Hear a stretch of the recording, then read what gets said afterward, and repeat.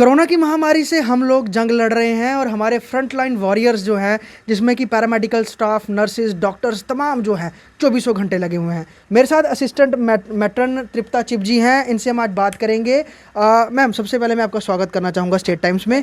Madam, जिस तरह से कोविड का ये पूरा पेंडेमिक चल रहा है, पिछले स्ट्रेन से ज़्यादा ये वाला स्ट्रेन जो है घातक है।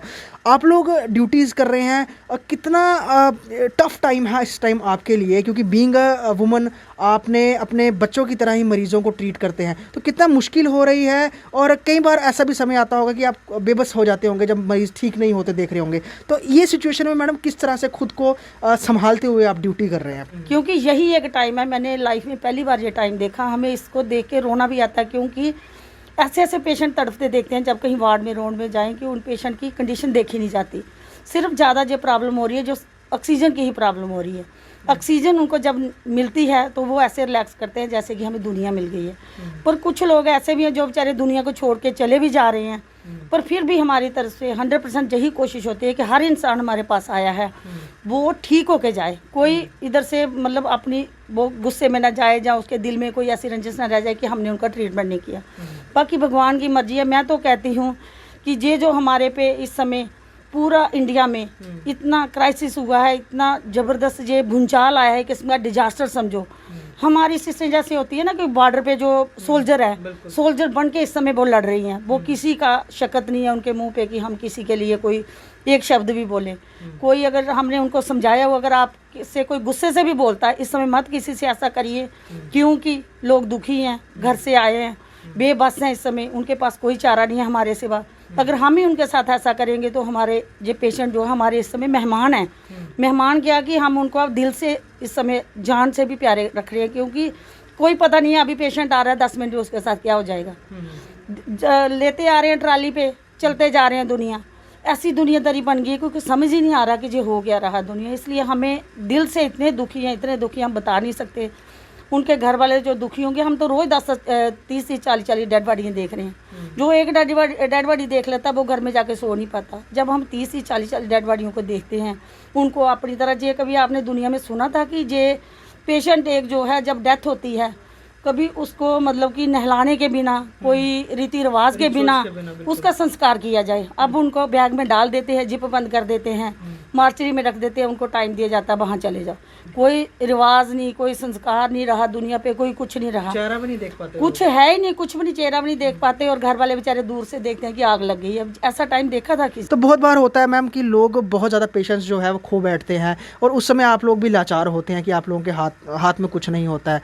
तो उस समय क्या करते हैं जब बहुत ज़्यादा कई बार जो पेशेंट के जो परिजन हैं वो गुस्से में आ जाते हैं, सिचुएशन आउट ऑफ कंट्रोल हो जाती है? किस तरह से कई बार तो वो मतलब इतने ज़्यादा हो जाते हैं कि अटैक तक करने की नौबत हो जाती है गुस्से में। तो उस समय किस तरह खुद को बचाते हुए आप लोग अपनी ड्यूटी परफॉर्म करते हैं? सर, गुस्सा तो उस समय मतलब जो काम कर रहा है किट में काम कर रहा है। और इस समय जून जुलाई महीने में जब किट डालनी है ना, कोई एक मुझे नॉर्मल कपड़े पहन के दिखाए, और किट इस समय जो पहनी हुई है ना, मैं कहती हूँ शाबाश उन बच्चियों का, उन पैरामेडिकल स्टाफ का, उन डॉक्टर्स का, मैं सभी के लिए कहती हूँ, सफाई वालों का जो किट डाल के इस समय काम कर रही है। जब वो इतनी गर्मी में उनके हाथ भी नहीं लगा सकते अपने मुंह को पसीना, जहाँ तक कि उनके एक बार कपड़े कोई चेंज करके देखे ना ये किट, तो देखना कि उनके कपड़े कैसे होते हैं। उस किट में अगर काम कर रहे हैं तो अगर पेशेंट कोई उनके साथ ऐसा बोलता है, शायद गुस्सा उनको भी दिल से आता हो, क्योंकि हम इतने प्यार से काम कर रहे हैं, इनकी जान पे अपनी पे खेल के, बच्चों को घर में छोड़ के, किसी के साथ हम गिला शिकवा ना करके काम करें, फिर भी ये गुस्सा हो रही है। पर फिर भी हमने हर स्टाफ को यही एक मैसेज दिया है कि आप प्लीज़ इस समय गुस्सा मत करिए, क्योंकि ये घबराए हुए हैं, ये बुखलाए हुए हैं, क्योंकि इनकी जाने जा रही हैं। देख रहे हैं ये कितने क्रिटिकल कंडीशन में उनका पेशेंट जब होता है। देखो, एक सिस्टर, 3 सिस्टरें होगी या 4 सिस्टरें वार्ड में होगी, एक स्टाफ की शार्टेज बड़ी है, 4 सिस्टरें होगी, अगर 70 पेशेंट हो गए या 60 होंगे, तो उन पे जब वो काम करेगी, एक को इंजेक्शन लगाना शुरू करेगी घंटा दूसरे तक। जिसका सिक होता है वो कहता है पहले मेरे को ट्रीट करो। उसमें थोड़ा सा ये पेशेंट जो है जो अपनी खो बैठते हैं उसमें। बाकी कोई प्रॉब्लम नहीं है, कॉपरेट कर रहे हैं हमारे साथ, जितना हो सकता है वो भी कर रहे हैं, ऐसा कोई सुना नहीं है।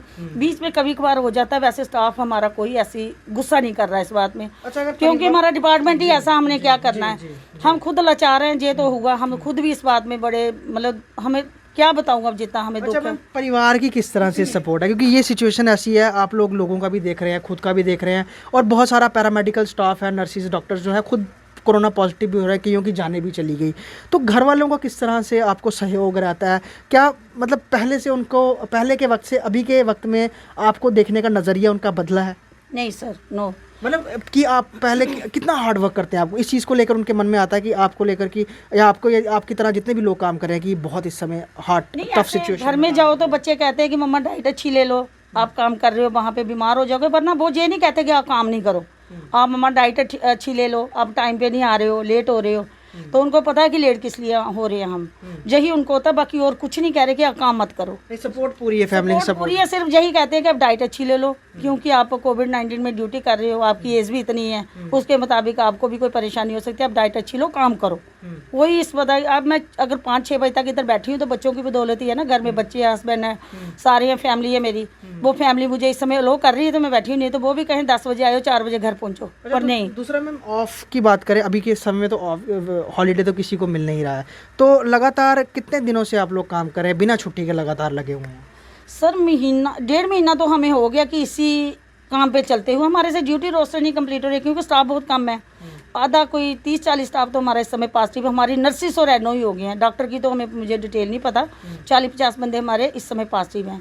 फिर उनका मैनेज करना, आज एक का रोस्टर बनाते, दूसरा शाम को फ़ोन कर देता मैडम उस वार्ड में पॉजिटिव हो गया वो, फिर उसका अरेंज करना, दिन रात हमें अरेंज का ही चक्कर पड़ा था, स्टाफ कहाँ से लाएं। लेकिन जीएमसी गवर्नमेंट मेडिकल कॉलेज हमेशा जो है टारगेट पे भी रहता है, चाहे वो पॉलिटिकल पार्टीज़ की बात करें, चाहे हम सोशल वर्कर्स की बात करें, एनजीओज़ की बात करें और नॉर्मल लोगों की बात करें, क्योंकि सरकारी इंस्टीट्यूशन है, हर किसी की यही उम्मीद रहती है कि यहाँ पर अच्छा उपचार हो, यहाँ पर सबको बेटर फैसिलिटीज़ मिले, यहाँ पर फर्स्ट कम फर्स्ट सर्व इस तरह से ट्रीटमेंट जो है वो किया जाए।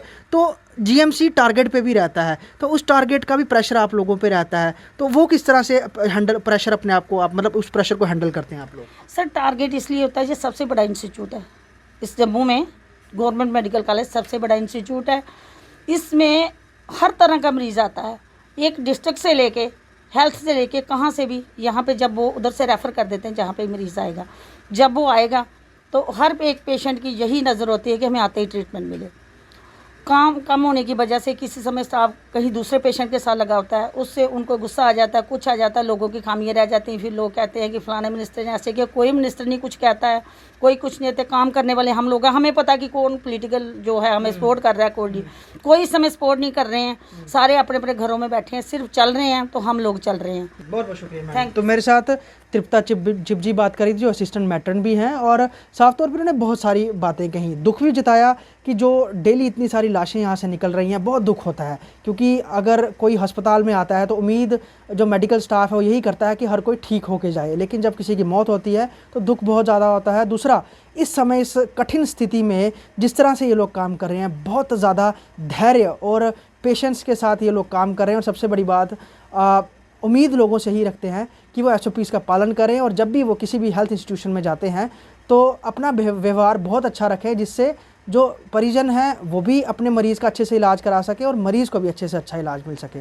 हम आपको लगातार जो पैरामेडिकल स्टाफ है, नर्सिस, डॉक्टर्स, उनके एक्सपीरियंस लगातार शेयर करते रहेंगे आगे भी, किस तरह कोरोना काल में वो अपनी ड्यूटीज़ परफॉर्म कर रहे हैं। वीडियो शर्मा के साथ ख्वाहिश पटेल, स्टेट टाइम्स जम्मू।